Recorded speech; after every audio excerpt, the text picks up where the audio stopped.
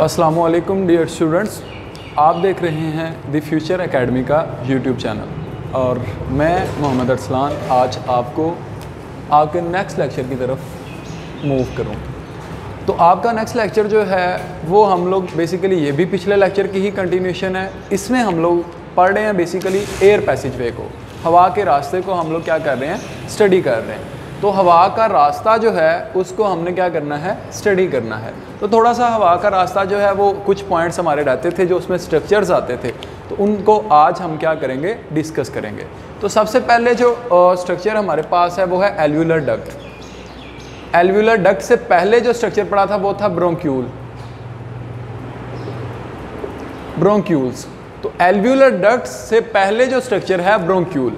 अब ब्रोंक्यूल्स ने क्या होना है, तकसीम दर तकसीम होके छोटी, मजीद इससे ब्रोंक्यूल ने अपने से भी छोटी नालियों में डक्ट्स में, डक्ट कहते हैं बेसिकली नाली को, डक्ट्स में तकसीम हो जाना है। उन डक्ट्स का नाम फिर क्या रखा जाता है, एल्व्यूलर डक्ट्स। तो bronchioles become too small and divide into smaller ducts known as alveolar ducts. तो उनको क्या कहते हैं हम लोग, एल्व्यूलर डक्ट्स कहते हैं।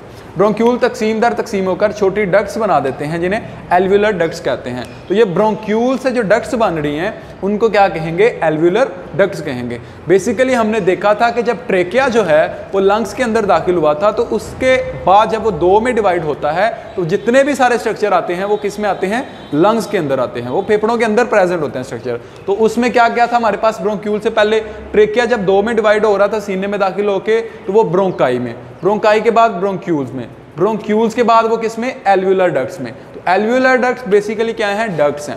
अब इन डक्ट्स ने क्या करना होता है, मजीद डिवाइड करना होता है। तो ये मजीद डिवाइड होके क्या बना देंगी, एल्व्यूलाई। तो जो एल्व्यूलर डक्ट्स हैं वो मजीद जब डिवाइड होंगी बारीक बारीक नालियों में, तो वो बना देंगी एल्व्यूलाई। और एल्व्यूलाई का दूसरा नाम है एयर स्पेस। एयर स्पेस हवा की जगह या हवा की थैलियां भी इन्हें कहते हैं। तो फंक्शनल यूनिट ऑफ लंग्स, जिस तरह आपने देखा है कि आप जानते भी हैं कि हमारे जिस्म का जो जानदारों का बुनियादी इकाई है वो है सेल। इसी तरह जो हमारे नर्वस सिस्टम है उसका बेसिकली जो फंक्शनल और स्ट्रक्चरल यूनिट है वो न्यूरॉन है। तो सेम एज इट लंग्स का भी एक फंक्शनल यूनिट होता है, और लंग्स का फंक्शनल यूनिट कौन सा है, एल्व्यूलाई। तो लंग्स का फंक्शनल यूनिट एल्व्यूलाई है। उसके बाद एल्व्यूलाई का काम क्या है, ये है उसका function. Structural and functional unit of lungs is known as alveoli. तो एल्व्यूलाई का काम क्या, मेक रेस्पिरेटरी सरफेस। ये क्या करता है, रेस्पिरेटरी सरफेस के लिए जगह फ्राहम करता है ताकि गैसों का क्या हो सके, तबादला हो सके। तो ये बेसिकली क्या करवाएगा, गैसों का तबादला। अब capillary network is present. Capillary network उसके गिर्द क्या होता है, प्रेजेंट होता है। क्यों प्रेजेंट होता है उसकी आगे जाके बात करते हैं। Consist of singular epithelium.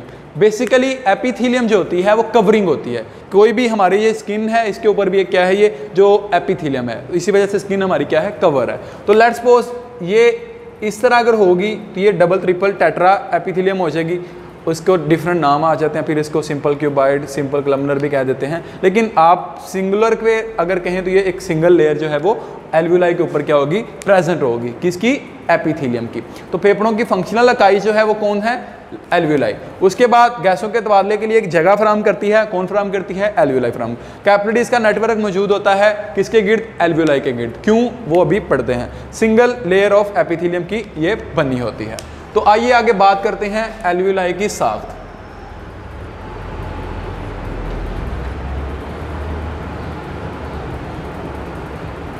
Alveoli की साख्त है।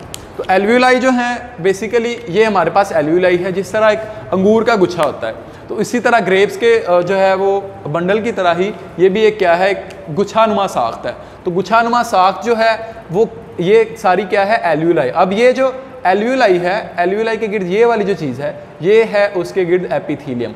एपिथेलियम की, सिंगुलर एपिथेलियम की बनी हुई है। अब आपको एक रेड वेसल नज़र आ रही है, एक ब्लू नज़र आ रही है और एक ग्रीन नज़र आ रही है। तो हमने चूँकि इसको स्टडी करना है उससे पहले हम लोग ये देख लेते हैं ब्लड वेसल्स की तकसीम। ब्लड वेसल्स को हम डिवाइड कैसे करते हैं। तो सबसे पहले हमारे पास जो वेसल होती है, नाली जो होती है वो होती है आर्टरी। आर्टरी में हमेशा कौन सा ब्लड होता है, ऑक्सीजनेटेड। ऑक्सीजनेटेड ब्लड होता है। उसके बाद अगर बात की जाए आर्ट्रियूल्स की, तो आर्टरी जो है वो जब छोटी छोटी नालियों में तकसीम होती है तो वो बना देती है आर्ट्रियूल। अब आर्ट्रियूल क्या होता है, मजीद तकसीम हो जाती हैं और वो कैपिलरीज बना देती हैं। अब कैपिलरीज वो नालियां हैं जिनके गिर्द क्या होता है, तबादला होता है। किस चीज़ का तबादला, गैसों का तबादला और उसके अलावा मादों का तबादला। तो डिफरेंट तरह के जो मटेरियल्स होते हैं और गैसों का तबादला जो है वो कैपिलरीज के गिर्द होता है। उसके बाद बात की जाए वेन्यूल की, तो कैपिलरीज, छोटी छोटी कैपिलरीज मिलके क्या बना देती हैं, वेन्यूल बना देती हैं। अब वेन्यूल में जब ब्लड आता है तो वो कौन सा होता है, डीऑक्सीजनेटेड। डीऑक्सीजनेटेड मतलब कि उसमें ऑक्सीजन नहीं होती, इसी वजह से उसका कलर क्या होता है, ब्लू कलर होता है। और उसके बाद वेन आ जाती है, तो वेन में भी कौन सा ब्लड होगा, डीऑक्सीजनेटेड। लेकिन सिर्फ एक कंडीशन ऐसी है कि जब एक वेन ऐसी है जिसमें डीऑक्सीजनेटेड ब्लड नहीं होता, और वो वेन कौन सी है, पल्मोनरी वेन। वो कौन सी है, पल्मोनरी।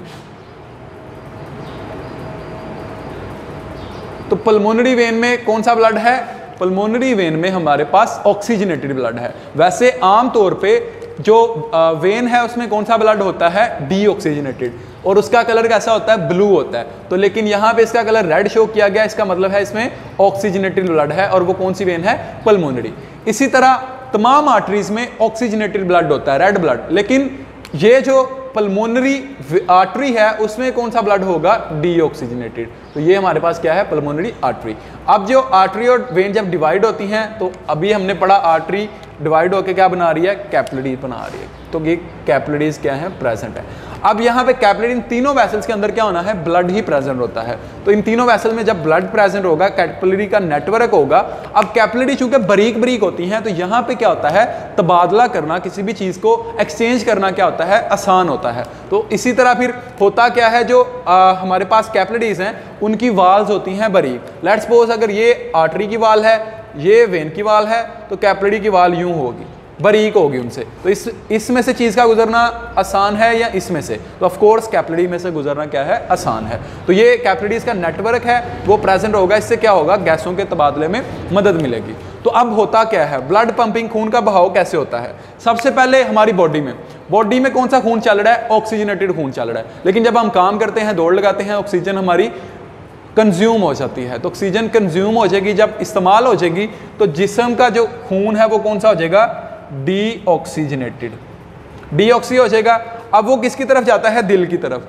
दिल क्या करेगा, दिल पल्मोनरी आर्टरी के जरिए, क्योंकि पल्मोनरी आर्टरी में कौन सा खून है, डीऑक्सीजनेटेड, तो पल्मोनरी आर्टरी के जरिए खून को लंग्स में लेके जाएगा, एल्वियोलाई के अंदर लेके जाएगा। ये बात हमेशा याद रखिएगा कि जो गैसों का और खून का एक दूसरे से ट्रांसफर होना है वो कहाँ पे होना है, लंग्स के अंदर होना है और एल्वियोलाई के अंदर। लंग्स के कौन से स्ट्रक्चर के अंदर, बहुत इंपॉर्टेंट एमसीक्यूज है, एल्वियोलाई के अंदर। तो पल्मोनरी आर्टरी में डीऑक्सीजनेटेड ब्लड आता है, कैपिलरीज उसको चेंज करती हैं ऑक्सीजन के साथ, और पल्मोनरी वेन के जरिए क्या होता है, ऑक्सीजनेटेड ब्लड जो है वो दोबारा हमारे किस तरफ आ जाता है, दिल की तरफ आ जाता है, और दिल से दोबारा किसकी तरफ आ जाता है, जिस्म की तरफ आ जाता है। तो यूं हम क्या करते हैं, अपने डीऑक्सीजनेटेड ब्लड को ऑक्सीजनेटेड में तब्दील कर देते हैं। तो स्टूडेंट्स, आज का ये था हमारा टॉपिक। आज हमारा जो एयर पैसेज वे है वो हो चुका है कंप्लीट।